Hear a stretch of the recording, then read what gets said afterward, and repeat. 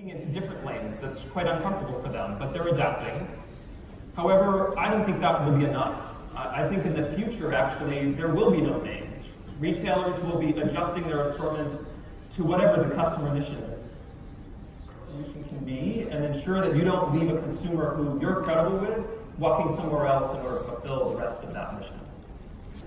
How do you know where to go? Well, that's really comes down to understanding your customer and listening to what they're telling you, or maybe even what they're not telling you. Let me share a few bits of consumer insights. A combination of those two, in other words, the value of what they were getting, along with the freshness, that's what drove their decision. But interestingly, it wasn't necessarily about the brand so much, it was about the quality underlying it itself. I'm sure that'll sound familiar to Tina and the story that she has to share. And as you look across the customer demographics, the willingness to trade up and trade down was actually remarkably similar across the demographics. But maybe a little surprising, actually, as you look across the demographics, the desire to shop in many different channels is actually strong across generations, millennials, Gen X's, and even boomers, offering, and how that's going to deliver against your individual customer demands for your own retailer. And most companies in most industries, but especially in retail. At BCG, we like to think about it in three main pillars. One, what do you have to do in order to win in the medium term? What investments are you prioritizing? And how do you make sure that you're moving fast enough? Second, how do you fund that journey? Investors aren't going to necessarily give you a big pot of money. Often, most underlooked, is how to organize for performance. How do you organize so you can improve that core, so that you can sustain those improvements over the medium term? Be a problem solver, a home away from home, and an entertainment provider, or a part of the community. And in an everyone versus everyone retail world, it's actually the more that keeps customers coming back. Brandless, my observations that really founded on the premise of being a better for you products and having simple, fair prices, really disrupting that notion that these items only come at a high cost. And with the national branding campaign, actually, you continue to break the rules on connecting with customers and how to compete with the name brands. It's really about that more and being more than a retailer. And so I'm excited to see the video and hear your story. Excellent. Brandless.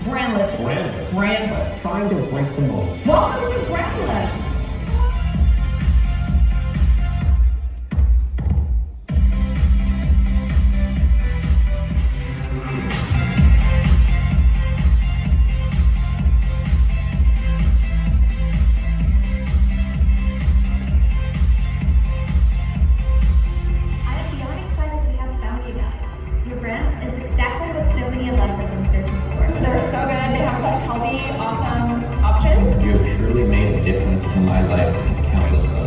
Every item that you purchase, they send a gift to someone in need. I love that Brandless donates to people in need. That's so special.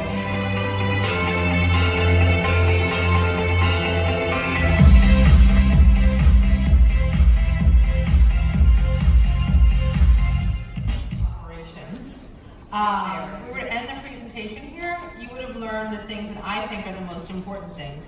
But you're probably thinking, like, why free brownie mix? And it's one of our community members took our gluten-free brownie mix on a camping trip, and we discovered it on Instagram.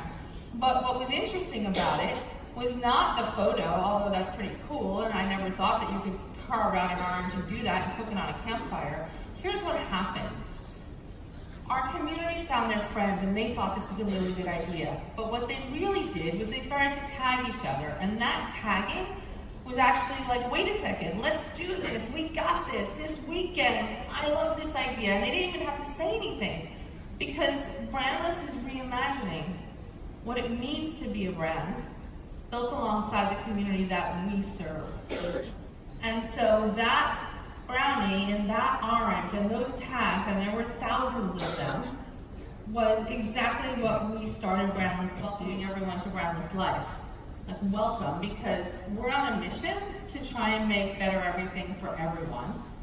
And at Brandless, you talk about omnichannel. Many of you are thinking about that, and D2C is like a new strategy. But D2C to us, it's not a channel, it's a relationship. And you really need to think about who you're in relationship with. The people at your table, the people that you're sitting next to here, you're watching what we say about ourselves. It's what a friend tells a friend.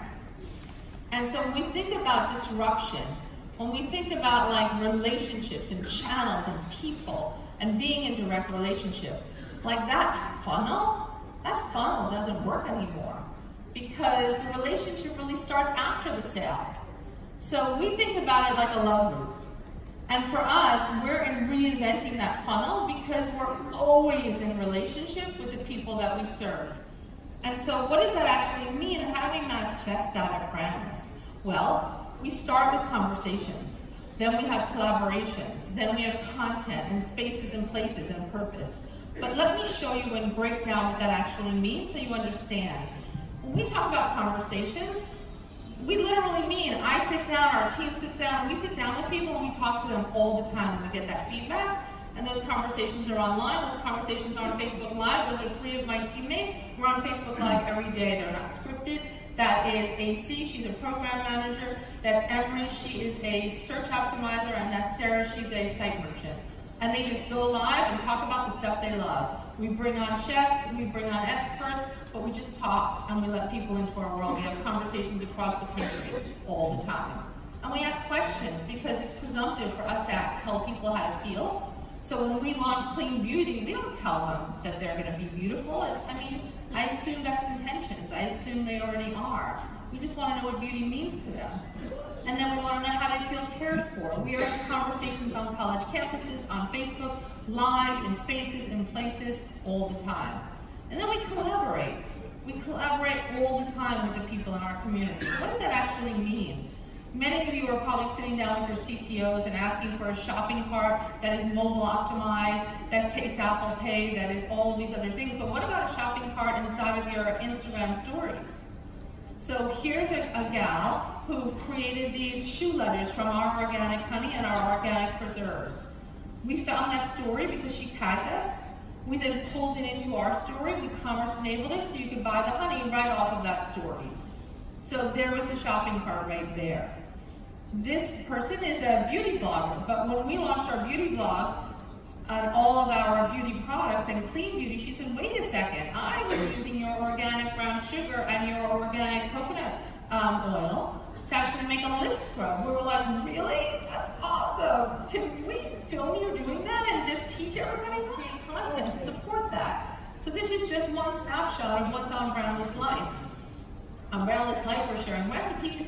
On BRANDLESS Life, we're sharing ideas. And on BRANDLESS Life, we're sharing love. And we're highlighting and spotlighting the people in our community to do that. And then we push it out through all of our channels, whether it's Facebook or Instagram or Twitter or on our own pages or on someone's feed all the time, constant content conversations. And then there's spaces and places. So I like to think of spaces and places as IRL, so in real life. So you saw we were just here in New York for a couple of weeks at our second pop-up with Purpose.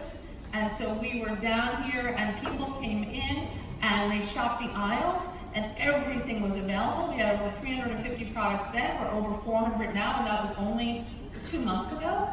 And then this is, you're saying, well, what are people doing, writing in your pop-up? They're writing love notes to people they care about. Or if they don't have enough of those people, or they're doing an extra one, we brought them to senior citizens living in nursing center. Kindness and truth and trust and transparency. And this is how you build relationships, by connecting people and making it happen. It also helps when you're serving free snacks. I mean, it's not as good as an open bar, but trust me, it works. And then the Yummy Bar. So what were we doing at the Yummy Bar?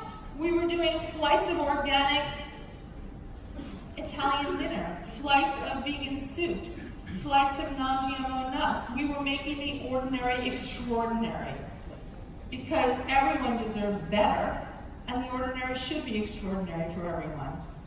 And then people were telling their stories and having fun, a space and a place for people to express themselves. But make no mistake, we are a brand that was built for profit and for purpose. So what does that actually mean? One of our investors happens to be Steph Curry, and when I asked Steph why he's investing in BRANDLESS, he said, look, we all have the power to make good things happen in the world, and I want to see a future where everyone deserves better. So last year, in our first year of operations, we've already donated over 3 million meals through Feeding America. But purpose is good for business. It's good for profitable businesses because customers who know about our give and understand our social mission, they shop 80% more frequently than those who don't. And employees want to work at a place where they feel like they actually have movement and meaning in their work. Because trust me, movements like Brandless, they're never built alone. And so whether it's Steph or the awesome strangers I have yet to meet, we always want people to join us in trying to make the world just a little bit better. And so, thank you.